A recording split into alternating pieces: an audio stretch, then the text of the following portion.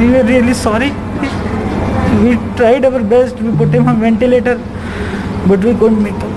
I'm so sorry. Halfway through the interview, Dr. Vikram Shah, the head of the critical care department at Delhi's Vimhans Hospital, breaks down. Doctor, just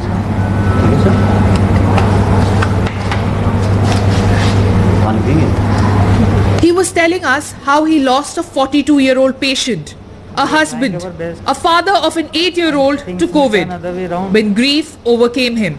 And it happened with so many patients.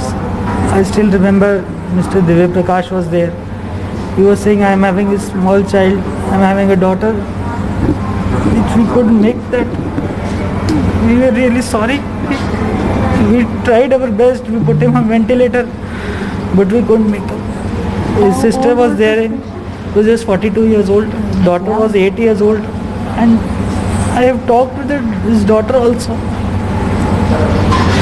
I promised he will come back. His sister was a doctor in US.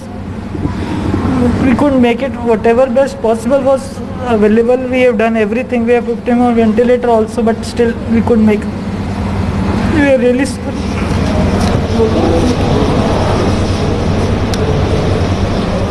At that time no one was there. His wife was there, but we kept him video calls and all. Dr. Shah, like the patient he lost, has an 8-year-old daughter too. The loss too feels close to home.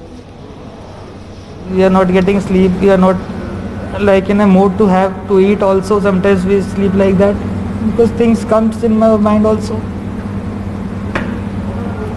It keeps a lot of fear also. If it happens, it can happen to us also. We are all the time inside with the COVID patients only. There's a lot of fear, but I am thankful to my family. They are supporting me. I am also having a 8-year-old daughter. She is saying I am proud of my father. I'm sure your daughter is very proud of the work you're doing, doctor. Thank you.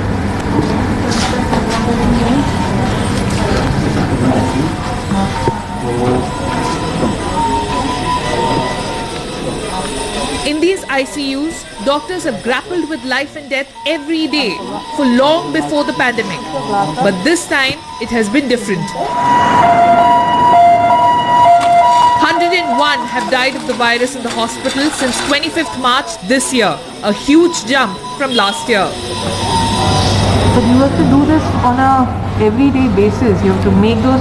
You have to. Every day, do you have to make a phone call to your Every family? day we are calling, we are counseling. No, do you have to inform family members of passing away? No, we have to. Who else is there? We have to do. In and out round the clock, we are there with them.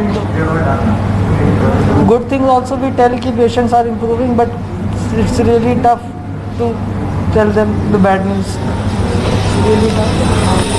This doctor tells us of how, despite the risks, families insist on seeing their loved ones in their final moments. Almost all the Usha Jain patient was there in the ICU. Usha Jain. Yeah, his son requested multiple How old times. was the patient? Ma'am, around 46, 47 years old. Female was there, and she was initially on BiPAP support. Night 12:30, I informed son. He said, "I am downstairs." So before intubating, before putting her on ventilator, I want to just talk to my wife. I called him. He met him, and after intubation also he was downstairs. He said, "Just show me once on video what you have done, how she is now." And Once the patient passed away, yeah. you again had to call the son? Yeah. We informed him, ma'am. He was here or? He came, ma'am. He was at home. He came. We given a PPE to him. He has seen her and thanked us for our efforts. That much what we can do for him, we have done. The cold floors. Okay. To meet the attendants, they come here. The officials at the hospital say that for the more critical patients, they do sometimes allow relatives to meet the patients if they request and have PPEs for them to use.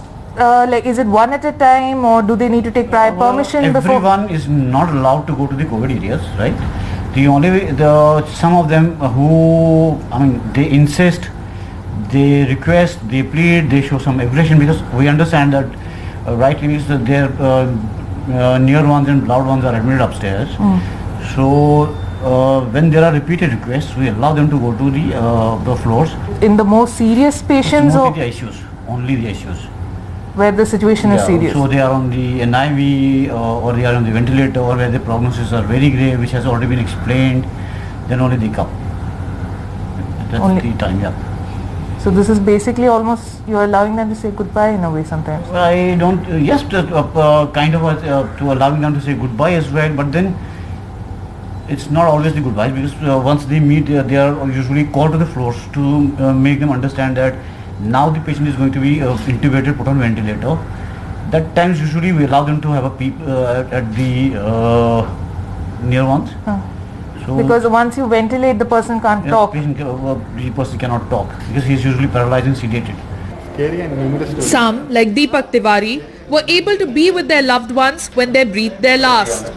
He says his sister-in-law, admitted to the ICU for severe COVID, died in his arms. How were you informed of your sister-in-law? Were you able to meet her one last time before? Yeah, she left this word in my hand only at around 12:45 in the night. I was with her only, and they tried their best. They recovered her through CRP for after they did the CRP for I think 40-45 minutes. She recovered, but immediately after 10 minutes there was another cardiac arrest and we lost her. What did they say? That she's not... She is critical. She is critical. They said she is critical, and if you can meet, you are allowed to meet. So The isolation and the stress of a COVID ICU can itself turn fatal. I feel that it is the anxiety which killed her. I believe that it was her first admission in her lifetime. So she was not, I think, mentally strong enough to handle this admission process.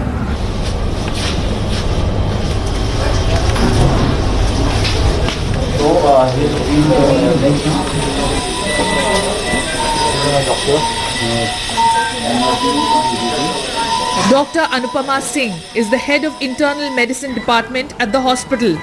She has just finished 7 hours of rounds with COVID patients.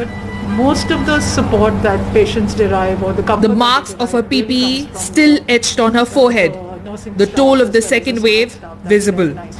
So the volume of loss that we've seen over the last year is probably cumulatively greater than the number of patients we've lost in the entire career. career. It's definitely How long have you been a doctor for, ma'am? so 30 years Wow. plus now. So, So in your 30 cumulatively much more loss than in 30 years of private practice, yes. How has that been? How did... Very traumatic. It's very traumatic. So while there is a lot of trauma for patients and for attendants, what people kind of don't understand that it's been very traumatic for doctors. With camera person Xavier Thomas, this is Mariam Alavi for NDTV.